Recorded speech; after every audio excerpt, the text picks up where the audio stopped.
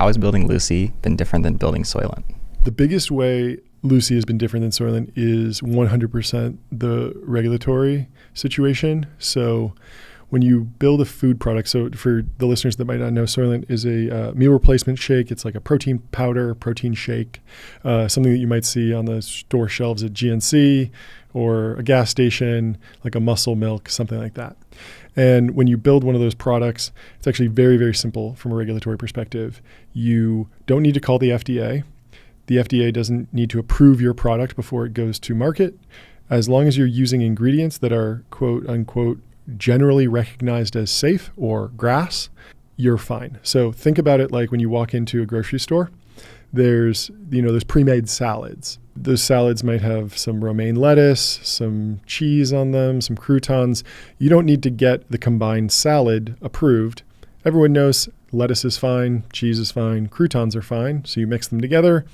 Yes, you get a new product. It's a salad that's packaged at the grocery store, but there's nothing chemically changing. You can just add up the micronutrients, put a nutrition label on the back, and it's fine. And that's the way food products are regulated. That's the way Soylent was regulated and is regulated. You can, of course, get crazy if you're lying and you put the wrong nutrition facts on the back, or you're breaking the rules, or you're putting something in there that isn't approved as safe. But in general, if you're using generally recognized as safe ingredients, you can just go to market, sell it, you're fine.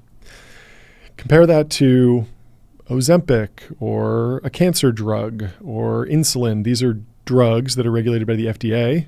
Before they are sold to a single person, a human, there needs to be animal trials and human trials and double-blind trials where you're giving it to patients and monitoring every detail about what the product does and the effect of that drug. Now, tobacco products and nicotine-containing products like the ones we sell at Lucy, which include nicotine lozenges, nicotine gums, and nicotine pouches, primarily focused to help people switch off of cigarettes and vapes. Those are our main competitors. For a long time, the entire tobacco industry and nicotine market was regulated much like the food industry. It's now recently become regulated like the drug industry. So every product that goes to market needs to be approved by the FDA now. And that means you have to send in your ingredients. You have to run scientific tests on the product. You have to see how the market will receive it, consumer testing, stability. There's so many different pieces to these applications. And so from day one, we were thinking about our regulatory applications and how we would test our products and make sure that they get approved by the FDA. So that's been the biggest thing for sure. How much did it even cost to first launch it? What was the cost? So getting a product, a new nicotine containing product, like a new nicotine gum or new nicotine pouch to market, can range in the millions to hundreds of millions of dollars. Very similar to biotech, where bringing a new cancer drug to market can cost hundreds of millions of dollars in expenses related to developing the product and testing it before the FDA approves it.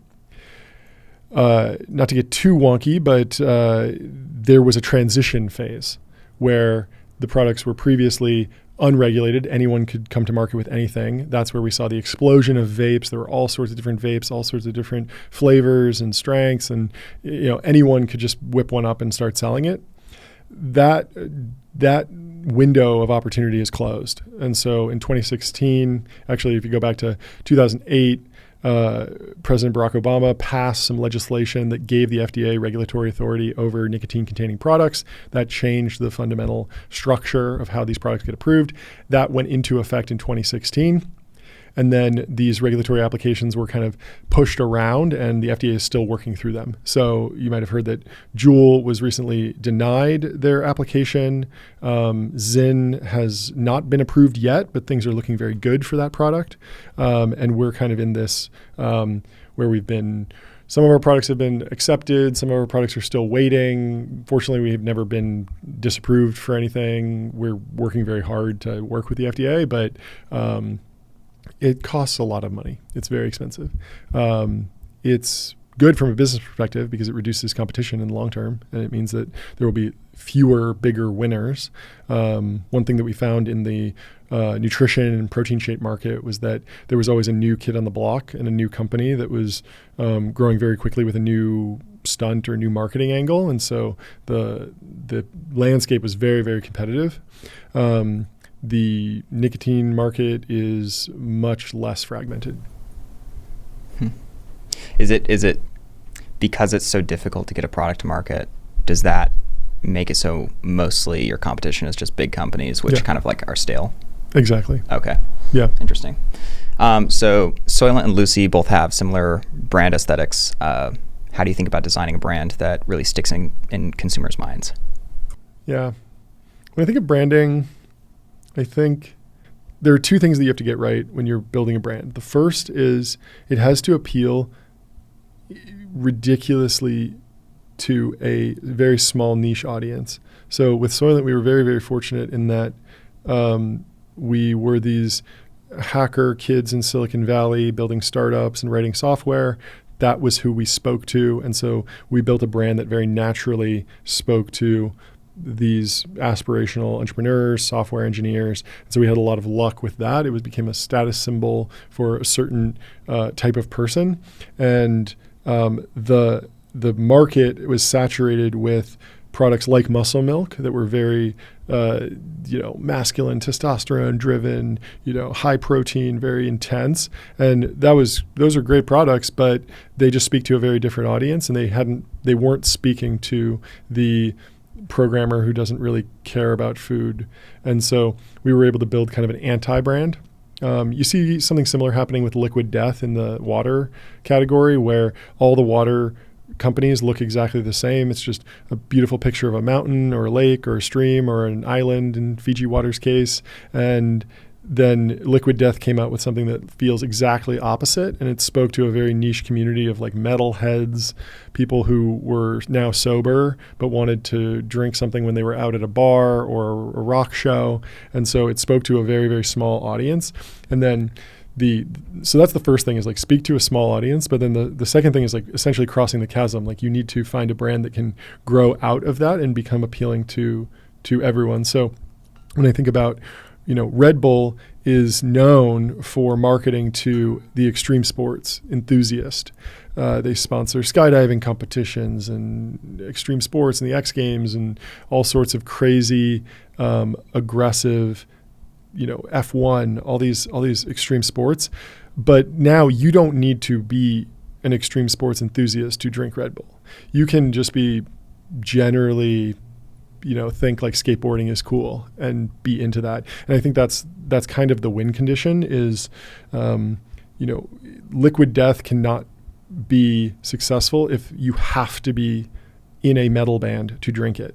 But if you think that heavy metal is kind of cool and funny and whatever, it's nice, then that can be a much larger audience. So figuring out how to first break through all of the noise and start growing, and then make the brand more broad over time while keeping some level of focus and differentiation while the market kind of coalesces around those ideas broadly. So Monster, another great example. I mean, energy drinks are fantastic at this. Like you look at Celsius, what they did with the CrossFit community. Obviously now Celsius is not truly identified with like the gym crowd, but because they were able to kind of break out beyond that. Yeah. Is it any different when you're marketing a nicotine product? No, it's not if you're doing it as a startup or a small company. It is different if you're a big tobacco company that's launching a product, because brand is much less important because you have billions of dollars coming in from your legacy cigarette products. Like some of these companies literally cash flow billions of dollars. And so you can subsidize the cost and effectively wage and win a price war. And then also you have a massive distribution advantage from all the trucks that are dropping off your cigarettes at every corner store in America. I think there's 100,000 stores in America that sell protein shakes. There's almost 300,000 that sell nicotine products and cigarettes. There's dedicated tobacconists where you can just go and get tobacco products. In every city, you'll see a vape shop. I've never seen an energy drink shop or a protein shake shop. Maybe GNC counts, but not really. Certainly not in the way that there's a vape shop on so many corners. And so if you're a big tobacco company, the branding issue is much less important. I think it does create some fragility and it does create some surface area for attack, but you really can't discount how valuable having a monopoly on physical retail distribution where 99% of tobacco products are sold. This is not books. This is not TV. No one buys cigarettes on Amazon. You legally cannot. That's a federal law. You cannot buy cigarettes online. Has it just been forever, or ATF? I'm not exactly sure when, but over a decade ago. Like effectively, they've never been sold really online because cigarettes are they're used for all sorts of like trafficking and mafia. Like the mafia would, if you steal a truck of cigarettes, that's one of the most valuable. If you're thinking of like Fast and the Furious, or they're stealing like DVD players. Stealing cigarettes is way more valuable because think about a pack of cigarettes can sell for $10, and think about how small it is. It's so small. So you're basically just stealing a pallet of cash. Yeah, exactly. And so the ATF has always been really, and there's just so many of these cigarettes flowing around the United States. It's not exactly the same as like iPhones. Like people don't buy as many iPhones as they do cigarettes. So anyway, it's very complicated, but yeah, the larger brands, they do take branding seriously. They do think about that, but it's much less important for them to really have a brand that speaks to a specific niche because they can just put the product everywhere immediately on day one. Just makes it easier. I would actually be really curious. So I've heard that like Warren Buffett talks about consumers having like a taste memory, and certain, for food, people do, which means that you don't want to eat McDonald's every single day of the week. You eat it once and then you kind of get bored of it, and a week later you're okay with eating it again. Is that, and they don't have it for drinks, so you can just drink Coke all day and you just pick up another Coke and keep on drinking it. How does that work with nicotine like pouches and stuff? I mean, it's the most loyal customer segment in any consumer product category by far. Like a Marlboro smoker will only smoke Marlboros for decades and decades and decades. Like they don't bounce around. They only buy what they like for a variety of reasons. But extremely high brand loyalty. I think the old tobacco products have done, a remarkable job. I mean, these tobacco product, they built whole marketing agencies. Like people made fortunes on this stuff, and the Marlboro Man is still iconic. Like the Camel marketing campaigns are still iconic, and they definitely speak to a certain aesthetic. And when I say Virginia Slims or Camel Crush or Newports or Marlboro Red or Virginia Slims, like all of these are like wildly different. Like a certain individual pops into your mind for each one of those, and that's a testament to the strength of the brand. That's interesting. I didn't realize that. Okay, so you've done YC twice. Yep. First with Soylent, and then with Lucy, and then I know that you also did like a Hacker House or something at the beginning that merged with YC. Yeah. Okay. Complex, so what was the most impactful thing about YC to you? And do you have any great stories from your experience? It's mostly just the competition, I think. It's a hyper-competitive environment with a bunch of other entrepreneurs who are on the exact same time scale. So everyone needs to show traction, present on stage at demo day, and then try and raise money in this like knockout, drag-out fist fight with every other company. And so it's an incredibly effective forcing function. Like you'll be at a YC dinner and there'll be someone like Mark Zuckerberg sitting on stage telling you about how he built Facebook, and you'll look over and there'll be some, nerdy founder who's like writing code on his laptop because he thinks it's more important to build than listen to Zuckerberg talk, which is just like, you see that and you're like, wow, that guy's getting ahead of me right now. Like, and maybe it's just aesthetics and maybe it's not, maybe you should be paying attention or whatever, but it just speaks to kind of the level of competition. Everyone hears who's doing well in the batch. Everyone learns very quickly, what hacks are working, what growth strategies are working, what product strategies are working, who's effective at fundraising, and I think it just puts everyone on a timetable to say, like what can you get done in essentially one quarter, and that's just it's a really, really good forcing function when it can be very easy to say, when do I really need to start this company? When do I really need to launch it? When do I really need to raise money? YC just puts you on a timetable, and then once you're through that, obviously you're then ideally on the venture timetable, which is like 12 to 18 months of runway. You got to work really hard. You got to get to the next round. You got to build a real business, and everything kind of flows from there. But in terms of going from 0 to 1 and really like quitting your job, going full time, like really burning the ships behind you and starting to see entrepreneurship as the only option. It's a very good forcing function for that. So I actually just thought about something. Do you think that because you got all of these things pushing you towards, like you've got envy, you've got, you're also seeing all these people execute really well and all this stuff. Do you think it makes the people that go through the program do things that they wouldn't do otherwise? Sure. I mean, certainly work harder, work long weekends and nights and stuff, like just things that are like less socially acceptable, or there's pressure against it. But when you're in the YC community, you have a bunch of people that you look around and everyone's doing the same crazy stuff. So it's a lot more acceptable.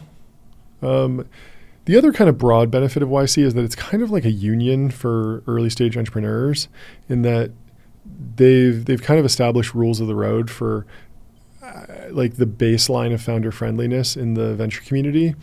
And so if VCs act very poorly and try and screw over entrepreneurs at the early stage, they'll get banned from demo day, which can have an effect. There's also, like if you screw over one YC founder, that news can spread within the YC community in a way that, during the .com boom or previous, venture cycles, it would be a lot easier for a venture capitalist to get away with screwing over a founder. Now, there are other factors like, just being able to tweet about stuff or, write a blog about something that acts as more of a forcing function. But I think YC was a pretty critical part of the story of rebalancing the power between founders and investors. Now, you could argue that in the latest bubble, the balance was too in favor of the founder, and perhaps some founders took advantage of that and raised too much money and did all sorts of stuff. But overall, I think YC has been a really, really great forcing function and just great impact on the venture community, and is an important institution that may it live for 1,000 more years. Have you ever not taken money from someone because of a YC founder's recommendation? I'm trying to think like specifically. It's hard to put like a pinpoint moment on like we had a term sheet and we turned it down. It's usually just like there's a little bit of less enthusiasm for taking an intro. But I would say like, yes, I can think of one fund that specifically was notorious for like basically investing in American startups and then cloning the ideas internationally, and seemed very predatory. And I think they reached out early and we might have had one meeting, and then we kind of knew that they were sharky, but it was made even more clear. And so we declined to work with them. but again, it's like it's unclear that we would have worked with them. But there are plenty of examples of that for sure. Okay. Yeah, I think I might be thinking of the same person. Did they clone Airbnb? I don't know. I actually don't. I don't remember the portfolio at all. Okay. So I have. This is a little bit of a strange question, but you are very consistently kind of like from my perspective, you're trying to help humanity in the products that you're creating. And so I wanted to ask kind of a invert question, which is, imagine you're evil Coogan, which means that you have no ethical holdups, and your sole purpose is to make the biggest company that you possibly can. What product would you create, and what tactics would you use to make it grow? It's a fun thought experiment. It's kind of hard because I think the market and capitalism and the American system is like, it's pretty good at allocating capital towards economically valuable and morally good things. There really aren't that many companies that are making a lot of money doing something very, very bad. You could argue the cigarette companies, obviously, but I definitely wouldn't start a cigarette company. That's insane, because the government regulators, the consumers have woken up to this, and the media has woken up to the facts about cigarettes. And so starting a new company in that space would be terrible. I don't know. I mean, it seems like the one form of like fraud or immoral gain that's somewhat lindy and never seems to go away is just kind of like get rich quick schemes. That would probably be the easiest way. It wouldn't necessarily be a big company. It'd be very hard to build a massive empire around get rich quick schemes and courses. I do think there's probably some way to go deeper in the stack. Like, I know there's some people that like the fake gurus who will teach a course on how to get rich, and it's like teaching you about drop shipping. And then the real as we move towards the galaxy brain version of this, there's the second level is like you teach people to go and teach a course on how to get rich. And so now we're like 2 layers deep. And then I think you could go probably 3 layers deep by like building a software company that helps people sell courses to help people get rich. So now you're like 3 layers of abstraction away from like getting rich quick. And then you could probably go even deeper into the stack. And then you probably just wind up building like a really great internet company or something. Like AWS is probably sitting at the bottom of the stack of all the get rich quick schemes. And then you realize that there's probably more economically valuable activity that could happen on top of your technology platform.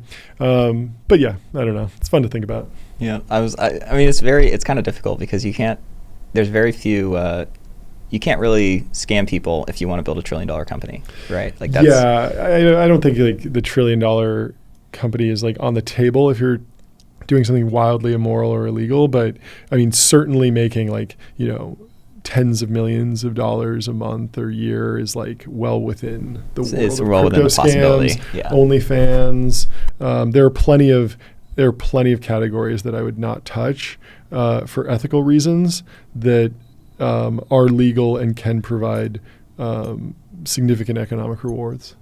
Yeah, for sure. Okay, so this is a good one. You've worked with co-founders on all of your companies, if I'm correct. Yeah. What have you learned from those experiences, and do you have any insights on how to maintain a successful co-founder relationship? Yes. My experience with co-founders has been good. It's been worth the dilution. It's great to have, people that are super aligned from day one and working alongside you. I think there's a few things.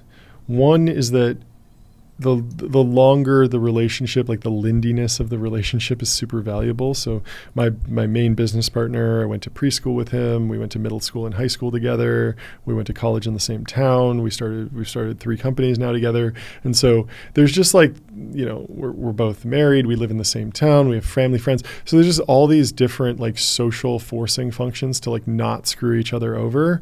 Whereas like, if me and you started a company and you live in Alaska and I fuck you over, like, good luck, bro. Go back to Alaska. Like, talk shit in Alaska or something. Like, it's just not. There's like obviously like people don't think about it that way, but there is like a social pressure that's important, and and you just learned all the different ways to interact with someone over a very long time. So like having a long-standing relationship over a number of years, good friendship, good relationship general is very valuable.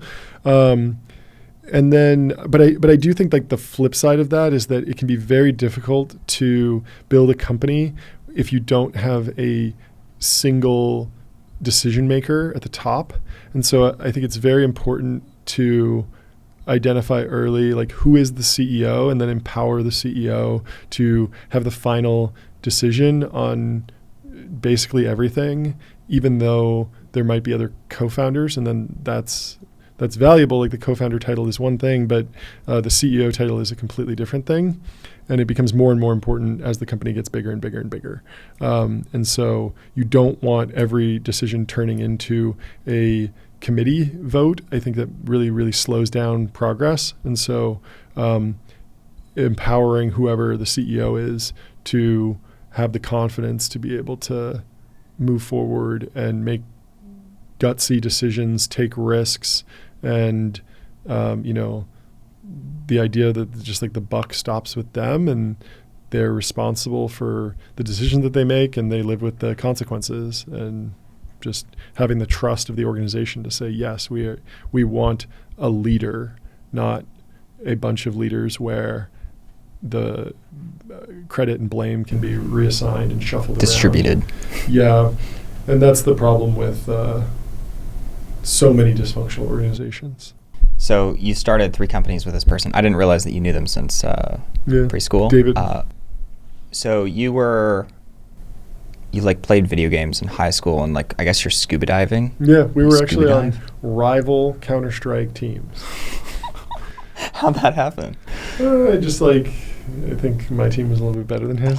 He was like the B team. No.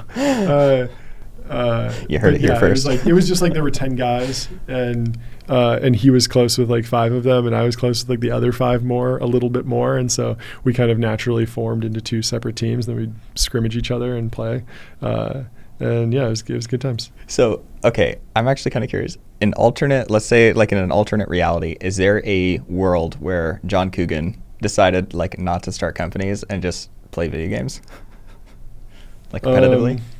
I don't think so. I was never that good at video games, and I think I always knew that would not be enough. I like the competition. I have a lot of respect for professional esports players, and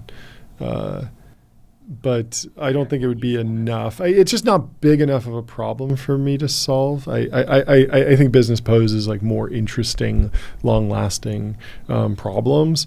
But there's certainly something that's like extremely satisfying about just like being a professional gamer and like trying to get to the top and grind and win. And it's just competition. It's great. Love it.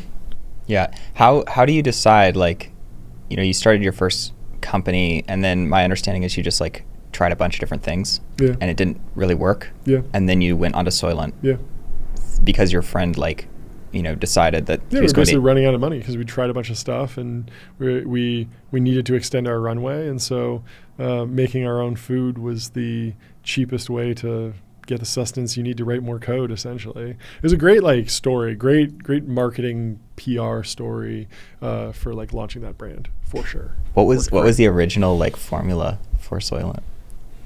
It's just protein, carbs, fats, micronutrients. You need calcium, B vitamins. You need look at the back of any FDA nutrition label. We put 100% of everything they recommended in it, and that was like the unique differentiator. Was that when you look at the back of any food product, you see a bunch of decisions that people have made. Like daily value things. Daily values, yeah, exactly. So if you look at the back of a muscle milk, you see like high protein, maybe low carbs, maybe low fat, maybe some micronutrients that they've decided would be interesting actives and functional additives. But we just said let's just do 100%, which is silly and just very entertaining and very differentiated, and that was it's a good marketing shtick too. Yeah, exactly, good marketing shtick, and it was an interesting value proposition and thought experiment. If you drink this, can you live off of it forever. indefinitely. Yeah. The FDA says you can. The government literally says, like, not only can you, but you will be perfectly healthy. Yeah. I don't know if that's true. Which but obviously that can't be correct because everyone's different, but. Yeah, exactly. So it calls into all sorts of questions about, like different diet restrictions for different people. Do we need customized nutrition? There's a whole bunch of different stuff that goes into that. But it was a very interesting thought experiment. It made for great press articles, for sure. Yeah, and then what was like the first, I imagine this is something that you would remember. What was the first press article where you saw that, this thing was working? Oh, the original like launch blog post went like insanely viral. It went viral. Yeah, on Hacker News. And then because the CEO stopped eating food for a month and lived on this product exclusively for a month. So it was the that ultimate sounds like a Mr. Beast test. video, actually. Yeah, it does. It was kind of proto YouTube. It's fascinating that now that's like, the standard.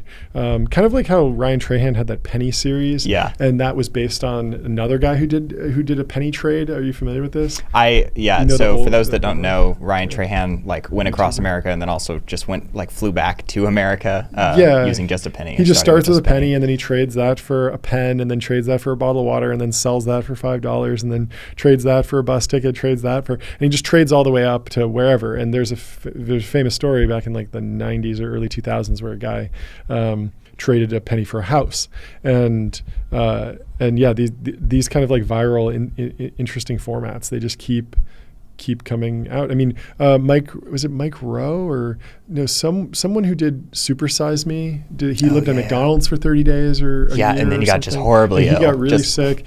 Stress tests go way, way back. I mean, Ogilvy, one of the marketing geniuses, was tasked with creating an ad campaign for a glue company, and glue is extremely glued a car to the wall because glue is an extremely. I thought it was a car to a wall. I think it actually might be he glued someone's shoes to the ceiling and then had the actor tell you about the product, and you can't look away because if the glue doesn't hold, he's going to fall and break his neck, and it's inherently high stakes. And so when Rob announced that he was going to be, or that he had stopped eating food and was going to live on this for 30 days straight, of course everyone had to chime in with their 2 cents.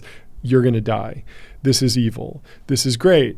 I want this. I'll pay you for this. And there were a lot of haters, but for every 10 haters, there was one super fan. And so that converted into, I think the first month we went live, we sold like $1 million of product in a month. And was it just like polarizing? I know that you guys structured polarizing. It so that, Soylent Green. Yep. That was like not fully engineered. Like a lot of this stuff was just like getting lucky and going off of instinct and gut.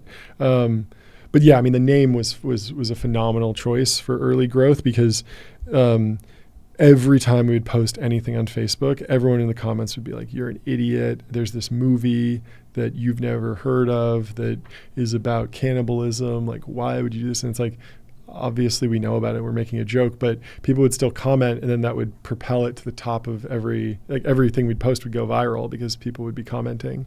And it was like peak boomer Facebook era, like so many uncles on Facebook, like wanting to comment on everything. And so, yeah, we were just like viral machines basically. So have you thought about how to make, I mean, I know it's much harder with a nicotine product because you don't want to end up like Juul. You don't want it to go super viral because if you go super viral, then like kids will start seeing it. So it's much more important to be like targeted with the advertising in the tobacco and nicotine industry. So we deliberately like avoid. You rein it in. Yeah, I mean, there are ways to reach adult smokers in interesting ways, and we've tried some of that. A lot of it's just like, advertise on podcasts that kids obviously don't listen to, like some sort of like, Gen Xer political show is not going to be listened to by a bunch of 17-year-olds. And so we're not really at risk of kids using the product. But that's the number one thing that we want to stay away from. Have you thought about how to, so I think probably my favorite product right now is 8 Sleep. Yeah. And they are so incredible at they're basically establishing their brand as the thing that you have if you're someone. Like if you're a top performance athlete, if you're the Elon Musk CEO, dude that's changing the world, you use an 8 Sleep, right? Or you use an 8 Sleep, right? I don't track my sleep. Oh my God. Well, I probably should. I've met Matteo. I should reach out to him and get one. I have no doubt that it's a great product. I just don't have any problem sleeping, and so I avoid finding solutions for problems that don't exist. Like if I'm not waking up in the middle of the night and I'm not sleeping during the day, I assume that I don't have a problem, and then I don't need to mess around with it. Super interested in it though. Like I think that's the case for a lot of quantified self stuff. Honestly, it's great for certain people if they need it, but for some things, if you're in tune with yourself, like you can ask yourself if you're hungry, and then you can just go eat. That's a rare trait. Reminder. That is very rare. Most people. Is it? Yes, you are unusual. Odd, yeah. I don't know. In a good way. Yeah, to each their own. It's like not needing Ozempic. I guess. Yeah. He's got natural Ozempic. Yeah, but like, so focusing back on 8 Sleep, how they are just establishing themselves as this very premium, ultra premium brand. They've done a great job. I mean, Mark Zuckerberg uses one. It's like incredible. And Elon, like that's on their product page, right? Yeah. So like that is phenomenal. How, you're going up against competitors that have way better distribution, they have way more dollars. Have you thought about how to establish your brand with Lucy as like the go-to thing, the premium thing? It's tricky. Like an aspirational. Yeah, it's hard to reverse engineer. Like obviously you can sponsor people and put your brand in a key place. Like an example for 8 Sleep would probably be, I think they sponsored an F1 car. And so obviously I think like, Mark Zuckerberg or I think Tim Cook went to F1. I don't know if he's talked to them, but it's not crazy to think that like influential people will be there. It's kind of like the very top of the funnel or the top of the start to like a daisy chain that leads to endorsements from very influential people and then it becoming a trend. And so there are some things that you can do where you can buy it. Some of it can be just built very slowly over time, like hand-to-hand combat. I'm sure some of those 8 Sleep influencers just heard about the product randomly or heard about it from a friend. And eventually, if a product's good, it will find its way. And so it can be hard to force. There are sponsorships and influence campaigns that you can run, but they're very hard to get right. They're very hard to structure properly. Yeah, I almost have this like theory that people vastly undervalue, like if you take Founders Podcast, right? That I think is an insanely valuable asset, maybe worth like $500 million or some ridiculous number. Maybe it's $1 billion, maybe it's amazing. More. Because it's all about like, even if he doesn't, decide to create a VC fund or something, he might be able to raise like $1 billion tomorrow or like $2 or more. And so, where was I going with that? Anyway, but if you think about him, he's broadcasting to the most valuable audience in the world, which are, I mean, they're the most high leverage people in society, right? They're founders, they invent products that scale to millions or billions of people. And you think about that and you say, okay, so he's taking this idea that 8 Sleep is really good and helps you improve performance or whatever, and then he's broadcasting it to the people that have a voice themselves, right? And so that's just insanely high leverage advertising channel. Anyway, but you're kind of doing that too. Yeah, certainly trying to. You're trying, okay. Yeah. I mean, it's a little bit different because everyone needs to sleep, but not everyone uses nicotine. And we specifically want to reach, smokers, people who vape. And that cuts across a very, like, our product is not dramatically more expensive than other products. It's actually cheaper than cigarettes in many ways in certain states, depending on the taxes. And so the mission of the company is a little bit different. It's not this like performance enhancement for anyone that, and it's like this high-end product. It's very, very different from 8 Sleep. although obviously it's a phenomenal brand, love the company, but it's different because we're targeting like 10 or 20% of America who smokes and uses vapes. Yeah, we're not trying to, like, I don't know if Mark Zuckerberg uses nicotine. I think he probably doesn't, so I'm not trying to get him as a customer. You're not trying to convert people that aren't nicotine. I am kind of curious. Like, I know that cigarettes have these negative health effects, but I would imagine that using your product is very similar to drinking a cup of coffee. It is. That doesn't. I mean, if you take away the negatives, there's lots and lots of people that drink coffee. Yeah, and I don't really see a whole like. I see the reason if your lungs are dying, right, and it ages you, but I don't see a reason why you wouldn't add this to the potential like options. Like stack. Yeah. Yeah.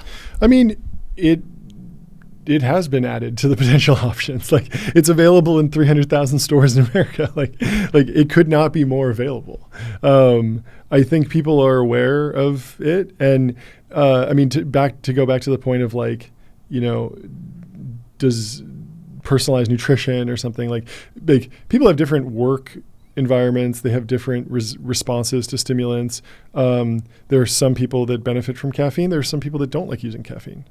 And so I don't think a one-size-fits-all approach is right for stimulants generally. But just for your branding, you're not trying to convert the unconverted. You're just trying to get the people that are killing themselves to not. Yeah, right as now, much. like, I mean, we're talking about $1 trillion industry. Like, yeah. Like, you truly do not need to add anyone, like, merely moving people around. And I mean, cigarettes kill 50% of people that use them. Like, they kill more people than COVID ever did every single year. It's like insane. Like, the numbers are just like staggering. And so, like, there's just so much opportunity in the core market. Like, you don't need to think about that. And then also, like, it's so much harder to sell someone who's not using nicotine than someone who's already smoking and their girlfriend is complaining about how much they smell and it's expensive and it's gross, and then they've also heard about health stuff and there's like a bunch of different things going on. It's so much easier to go after that customer and convert them, and like, we see that as a win. The FDA kind of sees it as a win. They're like very cagey about it. They won't fully admit it. For some of our products they will, but for some of our products they're waiting. But I think with like in enough time they will be proud to they will be celebrating everyone who quit smoking. I certainly hope that that's what happens at the FDA. I would hate for the FDA to land in a place where they continue to incentivize smoking. Which is a very strange thing. That would be a terrible decision. It's strange, but strange things happen all the time in the government. There's all sorts of different interests and all sorts of different incentives. And so, it would not be irrational to, if you're working at the FDA and you want to get a job at a big tobacco company, to improve the performance of big tobacco. Like, they're just like, at the end of the day, like, these are human beings, and human beings have all sorts of incentives. Not everyone is like this perfectly rational scientist. So, basically the market's huge, and it's just super valuable to go after people who are already smoking. Getting people who don't use nicotine to use nicotine is just like harder. It doesn't really achieve the mission. And it's just not very economically valuable. Interesting. Yeah. It's just a weird and the thing. people that do use nicotine regularly, they're like a very, very high value customer. How much luck do you think, 8 Sleep has advertising to people who like live off the grid in a tent? It's like they shouldn't go after those people. But you know what? They should definitely go after Mark Zuckerberg, because he probably has plenty of room in his house for a nice bed, and he probably has power, and he can definitely get, afford it, and wants the best, most comfortable, most optimized bed possible. Yeah, and he's also signaling to millions of people, or at least a few 100,000, that like, this is what I use. It's kind of like, people want, or people look up to others, right? So if Elon says something, people listen, right? Yeah. And I think it's the same thing with Mark Zuckerberg. I mean, maybe more after today, but Ripping. Yeah. Okay. What is your driving philosophy? I know it's kind of creating good things, but what on top of that? Like, what gets you up in the morning? I mean, like what motivates me is like pursuit of information and like finding some sort of base reality, understanding how the world works, solving puzzles, learning, like that type of stuff. But that's all in service of like a broader goal of like the expansion of humanity, expansion of GDP, expansion of life expectancy, like all of those things that I think like kind of allow humanity to climb the cosmic scoreboard and just put more points on the board. I think more people, more GDP, the better. Yeah, just got to be flourishing, got to bring about prosperity and abundance. That's the main like overarching goal. And there are a bunch of different ways to slice at that, but I mean, like nicotine is interesting because it's one of those things that's misunderstood, and I really, really enjoy learning about things that are misunderstood. Yeah. That's always fun. Like focusing on anything that's non-consensus and controversial. It's always a fascinating area, and I can't believe it's been 8 years and this is still so controversial and still so misunderstood. Yeah, it's like arbitraging what people think versus what the reality is, like what actual reality is. Yeah, because eventually if you're right, the world will catch up to you and you'll be able to reap the benefit. And by that time, you've got like a $10 billion company or something. Hopefully. Okay. I guess this kind of leads right into it, but what is the purpose behind your YouTube channel? A bunch of different purposes. I think the first one was probably, there's a little bit of a narrative where I was like kind of bored during pandemic. It was a good way to kind of meet people online, create a magnet, like wouldn't have met you without this. And now we're having this interesting conversation. If I had just been playing video games all throughout the pandemic, probably wouldn't have met you, wouldn't have had this nice conversation, right? So just in terms of like, I like meeting people and having conversations, mission accomplished. I think there's also something to the Feynman method, the Feynman technique, which is like learning by teaching. And once you teach something, you understand it better. And so I find that if I want to understand, the dynamics of, should we ban TikTok or not? Well, if I go and spend a day researching it, write a YouTube script and record it and edit a video, like I usually come away with a pretty solid thesis and I feel fairly confident talking about that topic. Much more so than if I just watched a different video on it and came away with like one thing that I was parroting. So developing like true new theories about the world, the process of research and writing is super valuable there. And then there's obviously economic value. You meet a lot of people. I've hired people. I've made money through it. There's a bunch of different like values there, but oddly, I didn't and still don't really think I'm optimizing for like ego and fame. I see YouTube as kind of, or just like building a personal brand as like kind of a necessary evil to get what you want. It's like, I don't know. I've gone back and forth on this a lot, but I think it's extremely high leverage and it's very valuable, but it in and of itself is not the end goal for me. Yeah. I don't think that's true for a lot of YouTubers. I think a lot of YouTubers are like, this is the best job ever. I love this. I want to do this forever. I like just like making videos and then being famous. And that's cool and that's great. And that's like how that industry should actually work. I'm kind of like a tourist in the space. But you are also a tourist that like really gives a shit. Like the quality on your videos is insane. It's really I really do enjoy the process of making them, and I think it's a fascinating world. It's just such a blank canvas. Like anything from a 1-second video to a 10-hour video. I saw a video in my feed yesterday that was a 12-hour analysis of Star Wars Episode 1. Did you see this pop up on yours? No, but I'm thinking of like a 40-hour count to 100,000 with Mr. Beast. Yeah. But I mean, that is crazy impressive that Jimmy did that. It's all, but like this was 12 hours of a person analyzing a 2-hour movie. Like that's crazy. Every little piece of lore, every little factoid.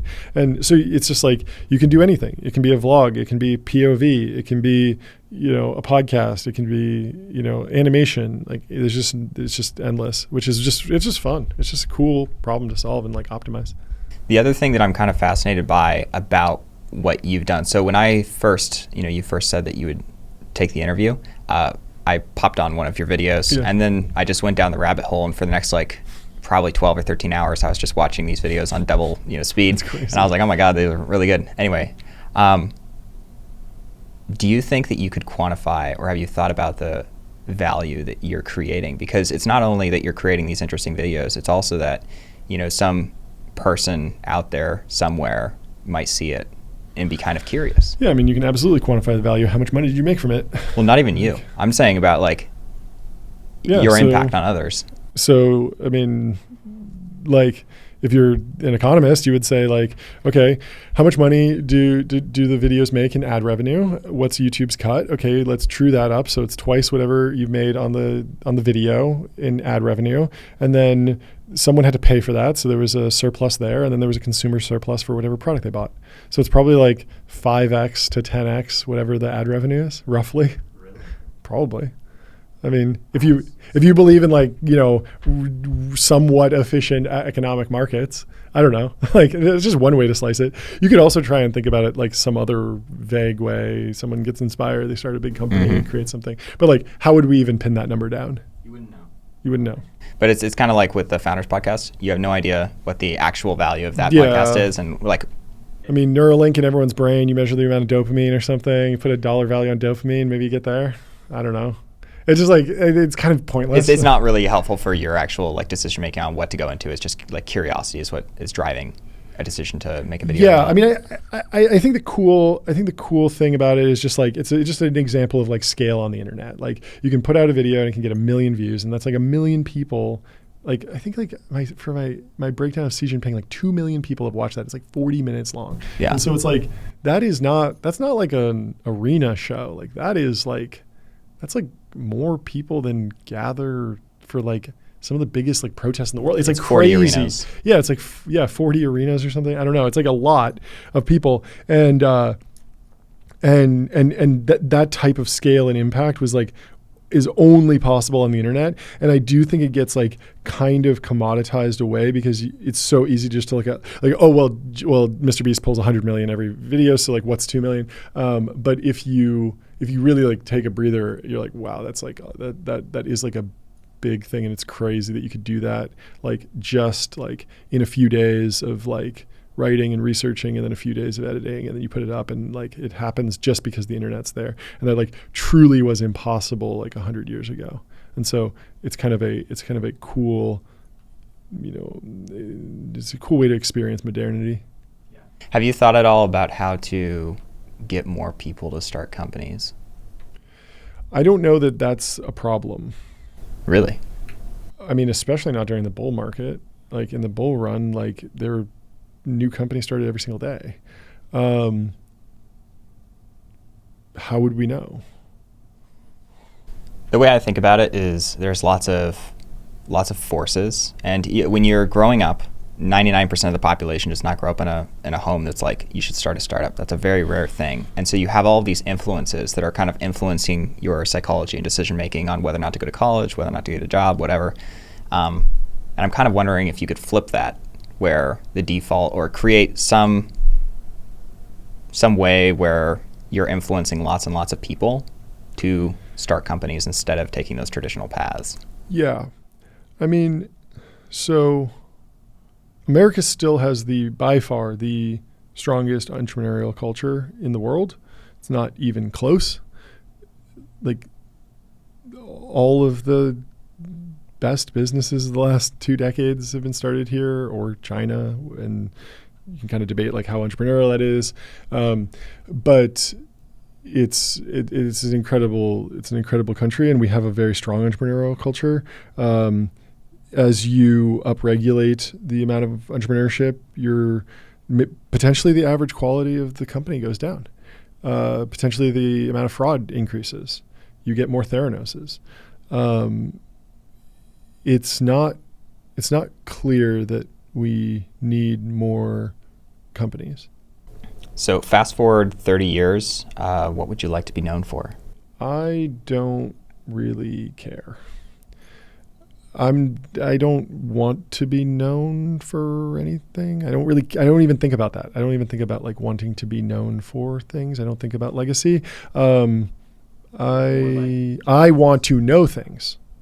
Okay. I want to know things. I want to have solved puzzles. I want to understand, exactly what happens what leads to a president getting elected. I want to know how a company gets built. I want to be able to foresee things before they happen, and I want to know why certain things happened in the past.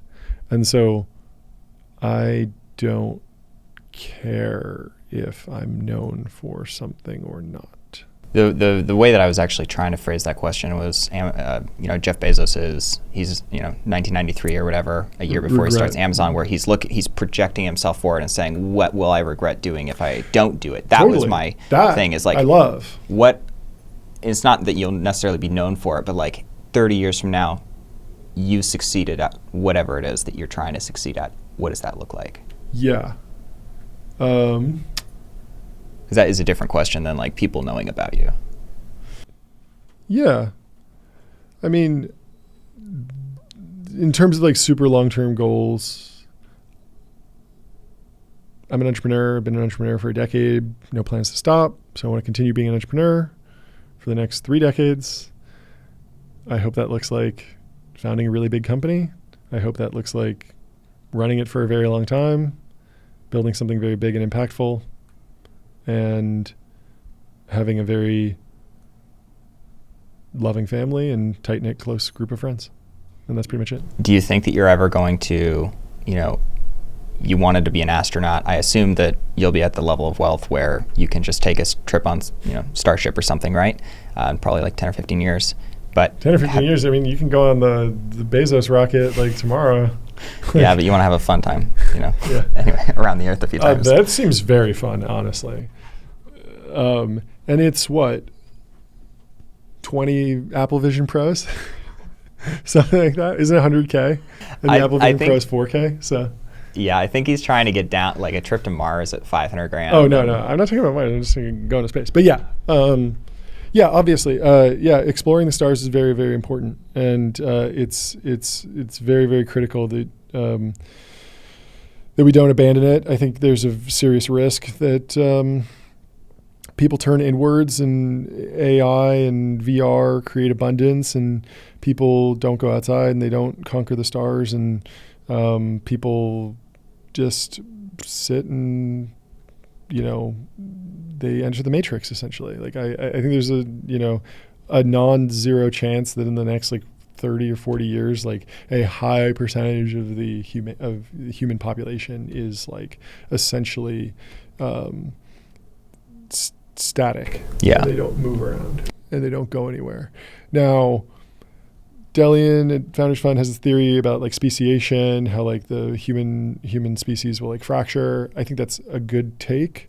I think it's possible that we kind of divide into like the adventurers and the wireheaders, I guess. And so there's a bunch of people that are, living on Earth in like a matrix type of situation. But I do think that there will be some people that jack out and leave. Actually go explore. Yeah. And the question is like, what is the critical mass that you need for that to work? Because like SpaceX is a big company, their whole supply chain is a big company, like the economy is integrated, like fundamentally, like they need everything from, aluminum manufacturers to corporate credit cards and HR software to run that company effectively. It's not enough just to have a rocket. Like you need an economy to actually make the jump to the next planet. And so what does that look like? Is that a billion people? Could a billion people do it? Could 100 million people do it? Could 10 million people do it? And so if we start losing people significantly, either due to like population collapse, lack of reproduction, or people just dropping out of the exploratory society and kind of living in that matrix world. If you have too few, you just won't be able to actually make it happen. The problem that I see is like if you can watch someone's brain react to stimuli, right? You can have an AI that's perfectly create. Like I was thinking in the car yesterday about, having something hooked up to your head, reading to your brain waves, and then literally creating a show on the spot with perfect accuracy on exactly what you want to watch, curated to exactly what you want. You don't even need to create the show. You can just stimulate the neurons that give you pleasure. And so you can just be endlessly pleasured, essentially. And this is the concept of wireheading. It's very popular in science fiction, and I do think it is somewhat of a risk. I don't think it's a doom scenario, but it is something to be careful about and be thoughtful about. Okay. Yeah, the people that are actually doing it won't care. So it'll just be the people they'll that aren't. Happy. They'll be happy. But we need a sizable team. It's unclear how big the team needs to be, but I don't think it's one. I don't think it's 10. I think it's probably close to 1 billion people. Close to 1 billion to get us to Mars, and beyond. Like Mars is but the first stop. What would be the stop afterwards? I don't know. I saw some post about like Venus being like completely habitable and like you can just go live there or something. I really have no idea, but I would imagine it's like Alpha Centauri and then like every other, what is it? There's some sort of like the habitable zone. Like we want people everywhere. Like we want to expand and have massive, cities and worlds that, like Avatar shit. Like we want all this. Like there's no reason to stop. Expand always. Yeah, building massive space stations. I love that idea. Yeah. Yeah. Not space stations, like colonizing actual worlds, like going down from space. Like yes, and space stations, and also the moon, and also Venus, and also Mars, and also everywhere. And other solar systems, and then eventually other galaxies. Like, do you think that this is all going to happen in your lifetime? It mathematically cannot. Right, just unless we break the speed of light and come up with like some sort of crazy time travel system, like wormhole or something. Like no, we'll never make it to a solar system that's thousands of light years away, unless there's like radical life extension, which is possible. Well, my thinking about life extension is like you don't have to actually live forever. All you have to do is wait until you can live a year and a day longer than it takes to the efficient actually, frontier. Yeah, and then you just start going. You're on the compounding cycle. It seems possible. Then it's just really important that you don't get hit by a bus. I don't think we're too far off, but I'm not betting on that. Okay. So you've started multiple companies. Do you have any stories from starting those companies that you haven't told before that are interesting? This is a great question. I love stories like this and surfacing new weird stories. I need to think of some weird ones that I haven't told. I always go to the ones that I've told before, but it would be fun to work out an interesting story. I have no idea if this is a good story. Let's just see. When we did our branding for Soylent, we worked with this guy, Ryder Rips, who's a very, very interesting and controversial artist.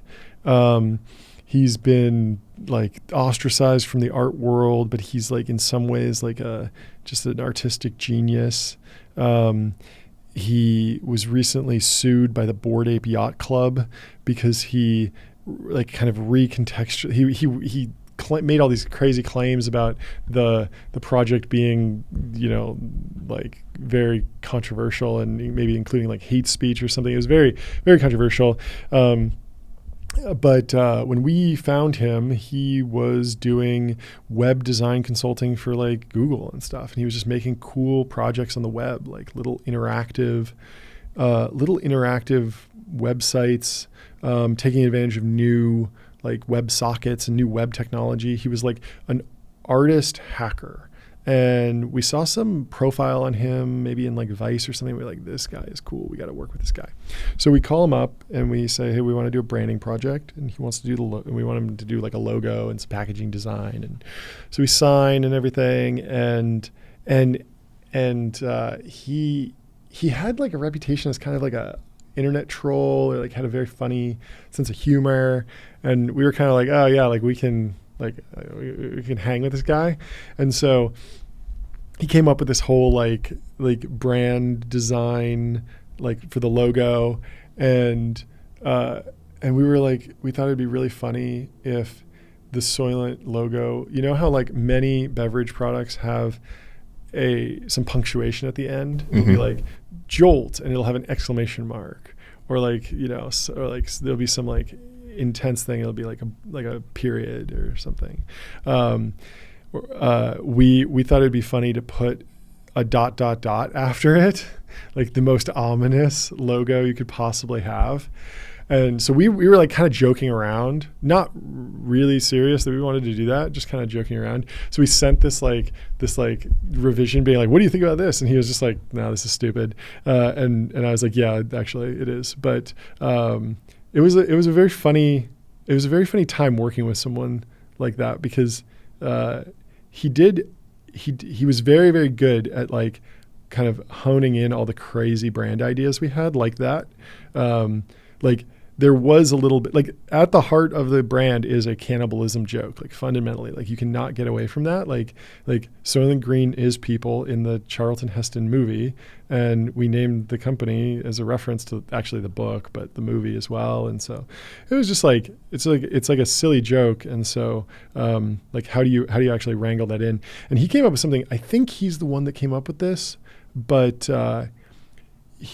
he came up with the idea of putting the nutrition facts on the front of the package, because every other brand puts it on the back, and you have to flip it over and kind of turn it around. And so the initial packaging design for the protein powder was just the logo and then the nutrition facts. And the nutrition facts became a design element of the actual packaging.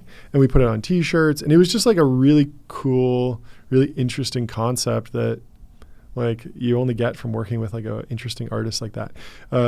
Very, very good at like connecting like weird dots.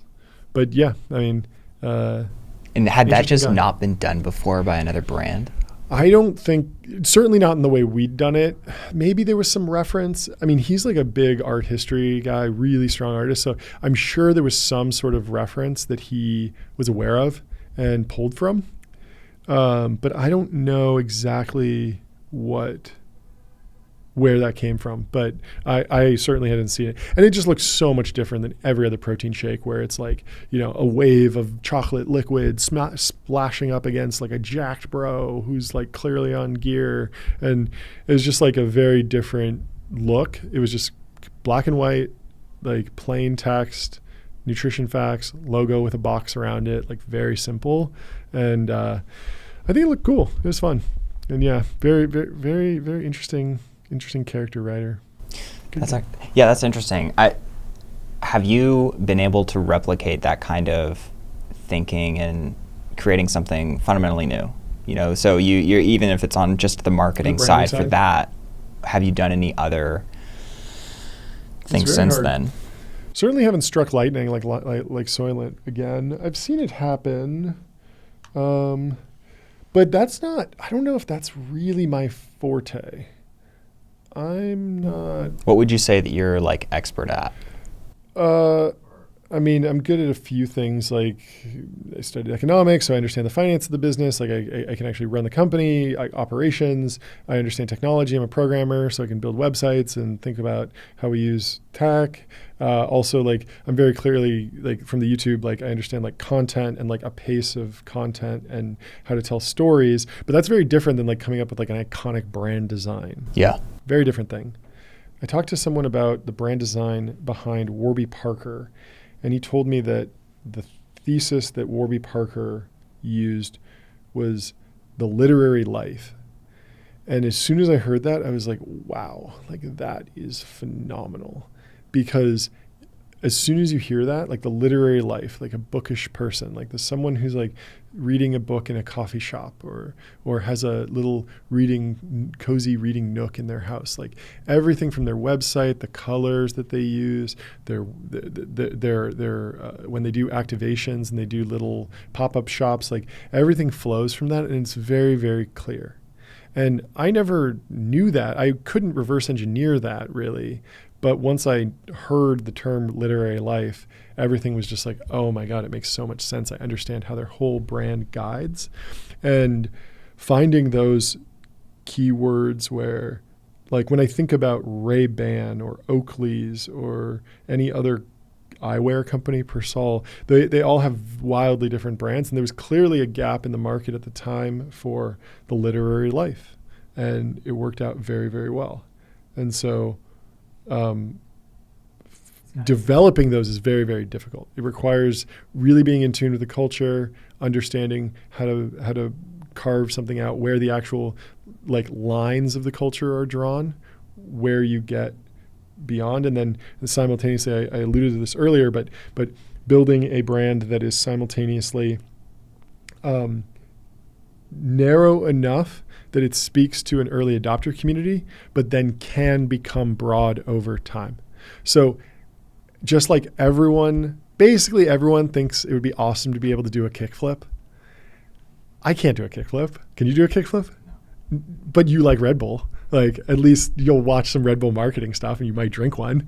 Like, that's fine. And it's the same thing with Warby Parker. Like if you're in the market for glasses, like you're like, yeah, it would be good to like read a novel in a coffee shop. Like that sounds nice. Even if you're not like the type of person to actually go and do it, it is like somewhat aspirational. Exactly. It's just they're basically I read this book. I think it's like This Is Marketing by Seth Godin or something. Sure. And he's got this tagline or whatever that's people like us do things like this. Yeah. Right. And it's so smart. You either can appeal to someone like who they want to be, or who they actually see themselves as, or desire to be, right?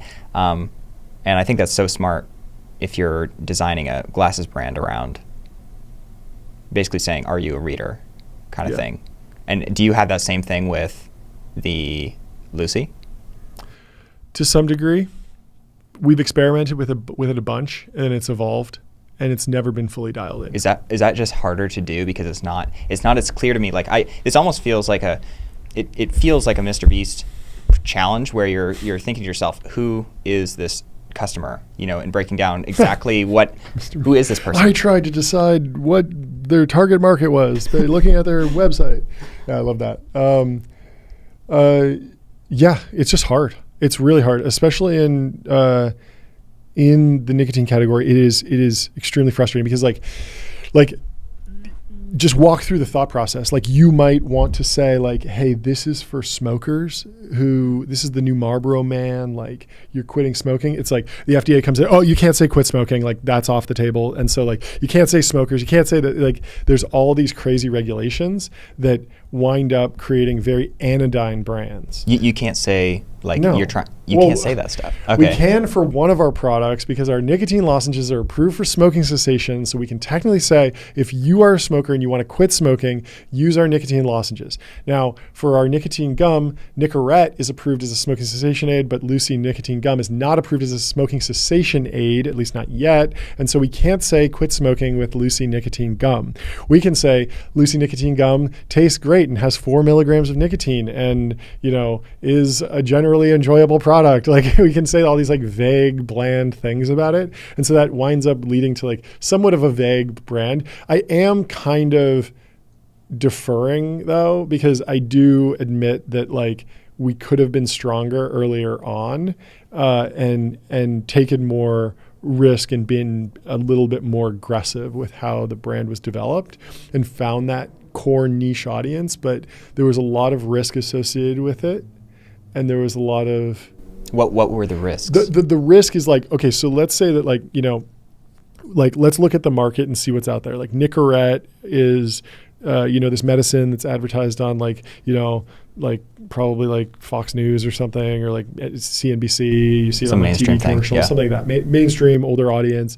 Then Zyn is like this kind of, it's the leading brand, but it's kind of unclear what it stands for. It seems like maybe like the frat bros like it, and like, but it's not really clear exactly who likes it, but it's very popular now. So it's like, where's the gap in the market? You just have the social proof of everyone using it. Yeah. So let's say, okay, we are going to make the Red Bull of nicotine pouches, and we're going to assume that Zyn is like coffee, and we are going to be Red Bull. So we're going to go after extreme sports.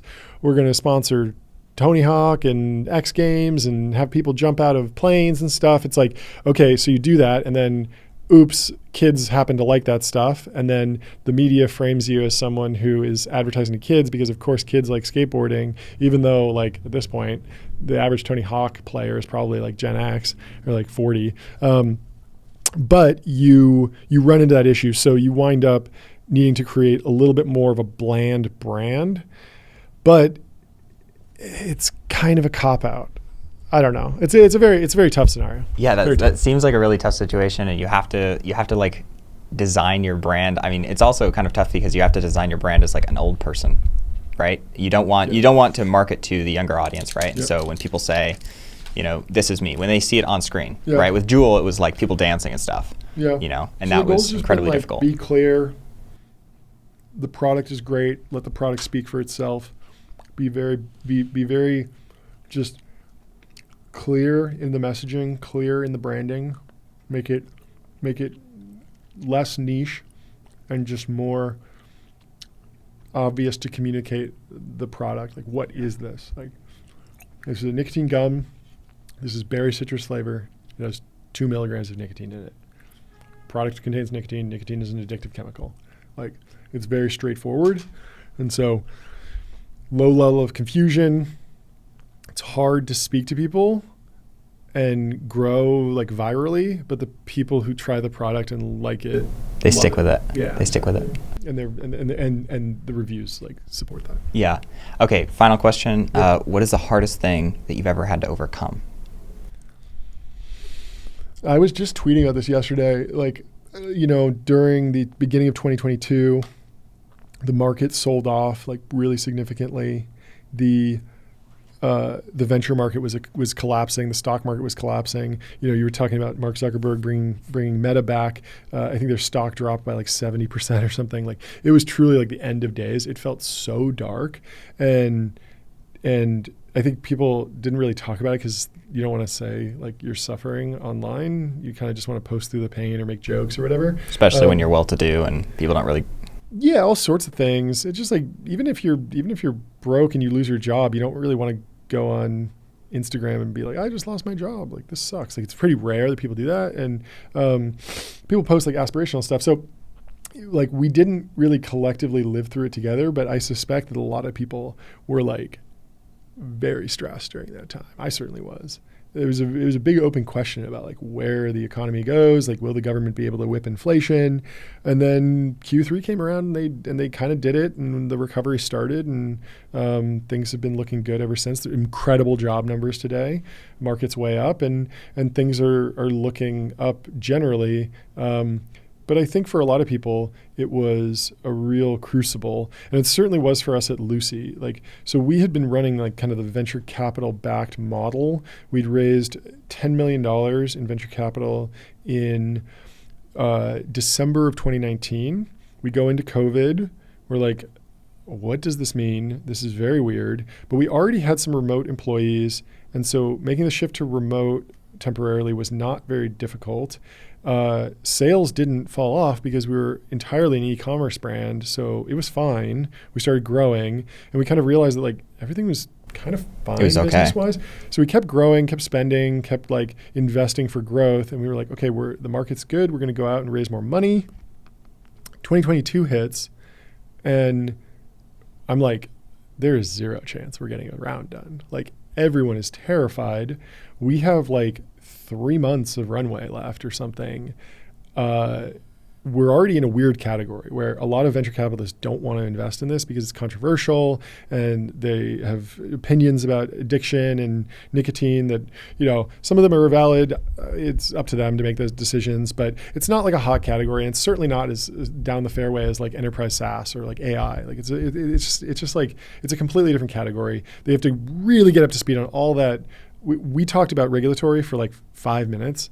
Now imagine like, someone thinking about putting $10-20 million into a company. It's going to be like months of learning about how the M&A Lots of works. diligence. It's like a whole new thing. Yeah.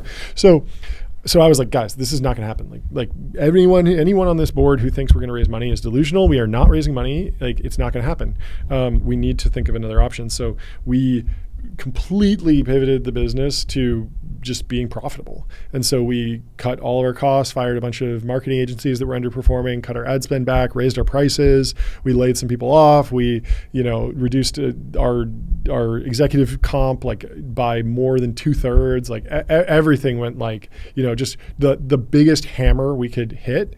And there were some smart people that were saying this at the time, like YC put out a video, Dalton Caldwell put out a video kind of saying like, guys, like make one cut really deep and then start building back. That's what Meta did. That's what Airbnb did. Yeah, there's a lot of companies that did that. And we were just like, let's be the first one. We're small, we're agile. Let's make the change and then let's run this as a profitable business. And the hard part is that like, even after you say like, okay, we're cutting ad spend, it's like, well, you're still getting bills in the door from people that you ran ads with like 2 months ago. So you still have to pay those. You can't just be like, oh, we're not advertising anymore. It's like the ads have run. We now owe the money. And so it took like 3 to 6 months to really turn the ship around. But then we got profitable, and we were profitable all through 2023. And the business is in like a phenomenal great place now. And we've grown a ton, which has been amazing. And it also just kind of proved that like, it's just a widgets business and we can just like run it profitably, which is kind of cool. So I was very excited by that. How close did you guys get in 2022? Like was there a possibility that Lucy does not exist? I mean, yes, if we hadn't made the changes that we did. Yeah, I mean, we had like 3 months of runway. We would have been dead. I don't know how else to put it. It's like, you probably would have like limped along somehow or something, but it would have been very, very rough. And at a certain point, it's like you need a certain amount of like liquidity and just cash in the bank account to run like a multi-million-dollar business, just because there's going to be working capital that goes into places. Like you order some inventory, you sell it. Like like when you're a small company, there's accounts that are like moving around and swinging, and all of a sudden you need to invest $100K over here and you're going to get the money back in 6 months. And like you need cash to run a large business that's doing like tens of millions of dollars of sales. And so like you just cannot run a $50 million business on $1 million in the bank. Like it's unless you're like an agency, I guess, or something. But in general, like if you're a widgets business, you have a good, it's very, very difficult. So managing that was very, very, very important. And it was cool. Coming out of it, it was a really great experience because like, I'd run like the VC-backed burning company, but I'd actually never run a profitable business before, which is kind of crazy for a decade in entrepreneurship. Like Soylent eventually did get profitable and stuff at various points, but like I wasn't running it. This was like the first company where I was like, okay, we're far enough along. We've like grown this business. We have customers. Like we're flipping the switch, and now like we're running this like, a business. Is it more fun to run a profitable business than one that's losing money, even if it's growing really fast? I don't know if fun is even a KPI I'd be worried about. It's somewhat less stressful because you have more leverage, right? So there's no one that can come in and say like, you need to take this deal. You need to sell me this business. You need to let me join the board. You need to, pay me to promote your thing, or you need to, no one can shake you down because like you're not on a clock. So default live, very good. These theories are great, but yeah, I think that's probably in recent memory the hardest moment, but a great crucible and very fun to be on the other side. Yeah, that's exciting. Okay, well, thank you, John. Thanks for coming on. Yeah, thanks for having me. Okay.